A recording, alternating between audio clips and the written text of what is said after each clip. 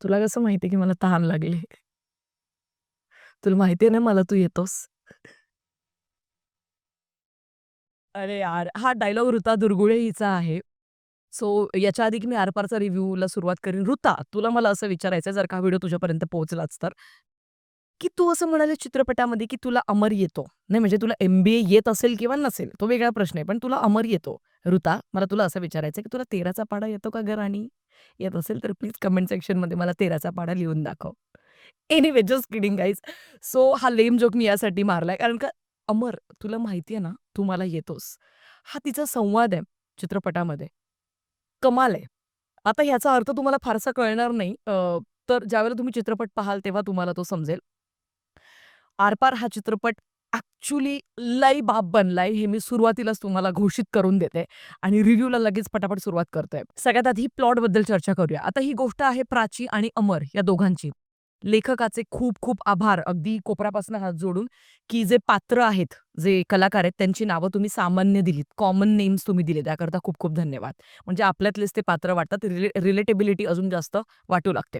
आता प्राची आणि अमर हे दोघे जण कॉलेजात भेटतात, प्रेमात पडतात. मग काहीतरी दोघे जण वेंधळट वागू लागतात आणि मग त्यांच्यामध्ये होतो ब्रेकअप. मग तिथून पुढे त्यांचं पॅचअप होतं का? लग्न होतं का? मग नंतर गोष्टीचा शेवट कसा होतो? हे सगळं काही आपल्याला पाहता येणार आहे आर-पार या चित्रपटामध्ये. सगळ्यात आधी 2 सीन्स आहेत ज्याचं मला स्पेशल मेन्शन करायचंय आणि कौतुक करायचंय आणि मग मी पॉझिटिव्ह ॲस्पेक्ट्स आणि निगेटिव्ह ॲस्पेक्ट्सबद्दल बोलणार आहे. चित्रपटामध्ये एक सीन आहे जिथे अमर प्रचंड रागात आहे. तो आता निघालाय. त्याच्या मित्राला असं सांगतो, की "सौरभ मी तुझ्याकडे येतोय तुला घ्यायला. पटकन खाली ये, राडा करायला जायचंय." मॅटर झालाय भावा. आणि मग तो जातो. सौरभ त्याच्या मागे गाडीवर बसतो आणि मग ते पुढे जाऊन राडा करतात एका ऑफिसमध्ये जाऊन आणि मग ते का करतात काय डोंट वरी मी स्पॉइलर्स काहीच देणार नाहीये तुम्हाला. त्याच्यानंतर परत काही वेळानंतर सेम सीन होतो, जिथे परत अमर आता निघतोय. प्रचंड रागात आहे. त्याला राडा करायचा आहे. तो परत एकदा सौरभला कॉल करतो आणि सौरभला म्हणतो, की "सौरभ मी तुला घ्यायला येतोय. पटकन खाली ये. राडा करायचा आपल्याला. मॅटर झालाय." सौरभ म्हणतो, की "भावा मी जर्मनीत आहे." कमाल. या एका डायलॉगवरनं लेखकाने अतिशय सुंदर अशी गोष्ट मांडली चित्रपटामध्ये, की आपल्या सगळ्यांच्या आयुष्यामध्ये मित्र, मैत्रिणी, कलीग्स हे सगळे जणांची जरी गर्दी असली, तरी एक कुठलातरी असा खास मित्र किंवा एक कुठलीतरी अशी खास मैत्रीण असते, जिच्यासोबत ना डेली कन्व्हर्सेशन्स होत नाही. त्यांच्या आयुष्यात काय चाललंय हेही आपल्याला माहिती नसतं किंवा व्हाईस वर्सा. पण कदाचित 2-3 वर्षातनं एखादा कॉल होतो. पण त्या कॉलमध्ये आपल्याला या गोष्टीचा विश्वास असतो, की हा मित्र किंवा ही मैत्रीण आपल्यासाठी जीवसुद्धा देऊ शकते आणि आपल्या पाठीशी खंबीरपणे उभी राहील. आणि असं जर का तुमचा मित्र-मैत्रीण कोणी आयुष्यात असेल, तर कमेंट सेक्शनमध्ये त्याचं नाव नक्कीच लिहा आणि त्याला टॅग करा. पण हे सांगण्यामागचं कारण असं, की अतिशय सुंदर असा एक पॅच आहे. तो बघून खूप भारी वाटलं, की आपला मित्र जर्मनीत गेलाय, तो शिफ्ट पण झालाय, हे पण त्याच्या लक्षात नाहीये. पण तरीसुद्धा तितक्याच हक्काने त्याने त्याला कॉल केला. कमाल. दुसरा अजून एक सीन आहे, जिथे ट्रेलरमध्ये मी या सीनचं खूप कौतुक केलं होतं. डायनिंग टेबलवरती दोघे जण बसलेत एका कॅफेमध्ये, प्राची आणि अमर. आता दोघे जण एकमेकांशी बोलताय. अमर प्रचंड रागात आहे, कारण प्राची काहीतरी बोलतीये आणि दोघे जणांमध्ये आता अतिशय विचित्र असं एक वातावरण आहे. दोघे जण खूप हर्ट झालेले आहेत आतून, पण एक रागात आहे आणि एक कन्फ्रंट करतोय किंवा करतीये. आता या सिच्युएशनमध्ये ज्या पद्धतीचा सार्कॅझम सुचतो किंवा ज्या पद्धतीचं अख्खं संभाषण लिहिलंय, कमाल. बाप संवाद आहेत.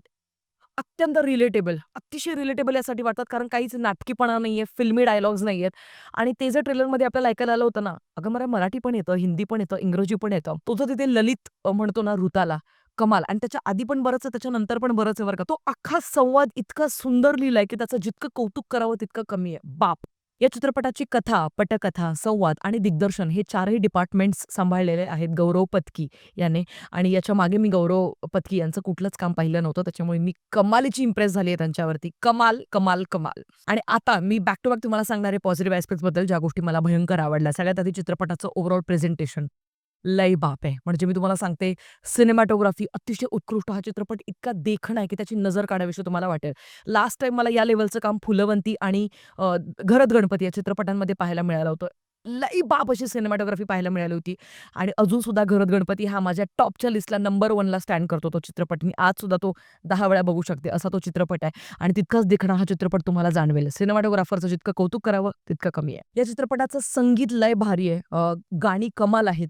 म्हणजे सगळीच गाणी चांगली आहेत, पण त्याच्यात मला जागरण गोंधळाचं गाणं आणि आरपारचं टायटल ट्रॅक जे शंकर महादेवन यांनी गायलंय. कमाल गाणी आहेत दोन्ही पण. तुम्हाला भयंकर आवडतील. ती पाहताना सुद्धा तुम्हाला खूप भारी वाटेल. पहिल्यांदा असं होतंय, की मराठी सिनेमांच्या रिव्ह्यूमध्ये मी 3 डिपार्टमेंटची स्पेशल वेगळी मेन्शन करते. कारण इतकं उत्कृष्ट दर्जाचं काम यांनी केलंय ना, की जितकं कौतुक करावं तितकं कमी आहे. सगळ्यात आधी कॉस्ट्यूम डिझायनर आहे Sneha Nikam. Sneha, you have done a fantastic job girl.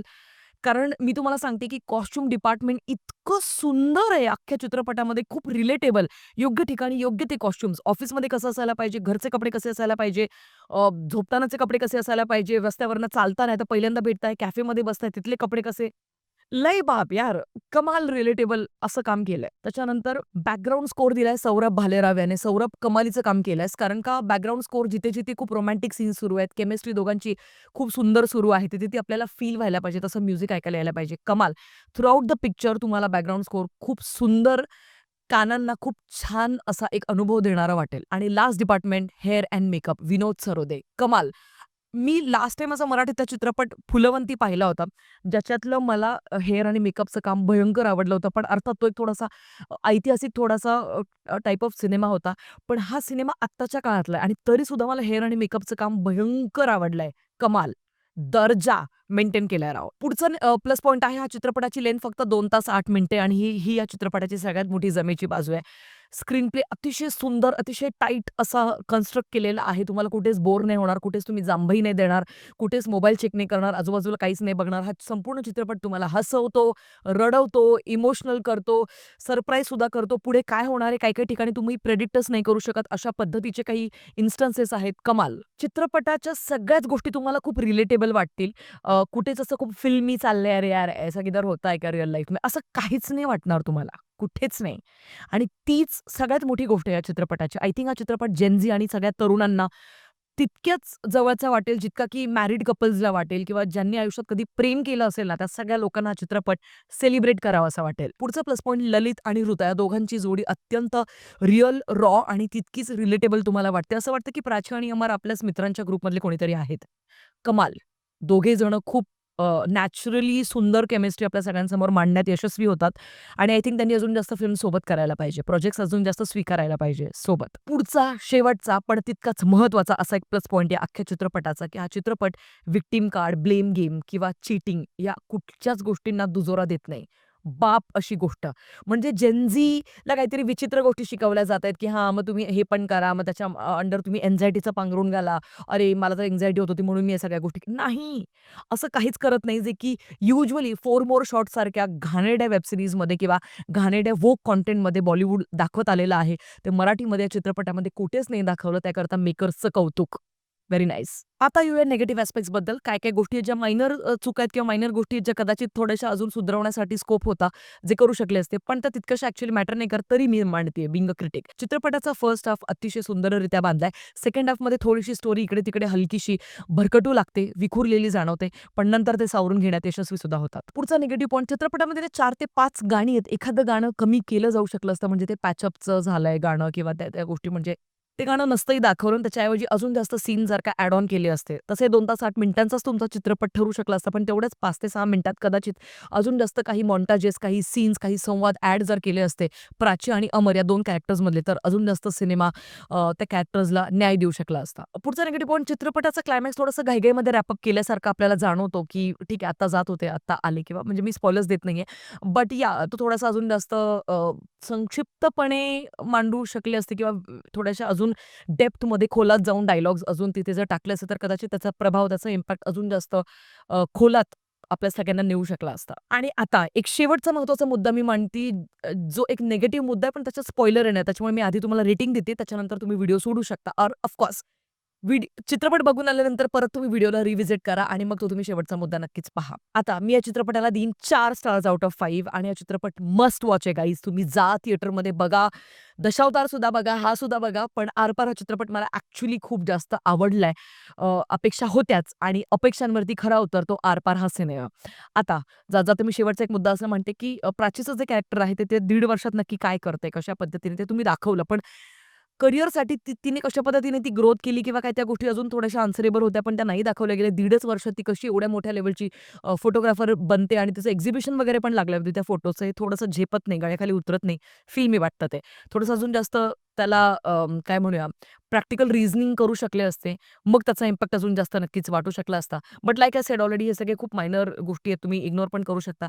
I loved Aar-Paar a lot. बाकी तुमचं काय मत आहे आर-पार या चित्रपटाबद्दल आणि आयुष्यात जर का कधी प्रेम केलं असेल, तर हा चित्रपट तुम्हाला खूप रिलेटेबल वाटेल. भेटूया पुढच्या व्हिडिओमध्ये. अशाच मराठी सिनेमांना तुम्ही सपोर्ट करत राहा. पुढचा व्हिडिओ येतोय बिनलग्नाची गोष्ट लवकरच आणि हो, मिराई नावाच्या चित्रपटाचा रिव्ह्यू सुद्धा जो तेजा सज्जाचा आहे, त्याचा रिव्ह्यू लवकरच आपल्या सॅटेलाइट्स हिंदीवरती पण येणार आहे आज उद्यामध्ये. तो पण चेकआउट नक्कीच करा. भेटूया पुढच्या व्हिडिओमध्ये. तोपर्यंत काळजी घ्या. Peace out.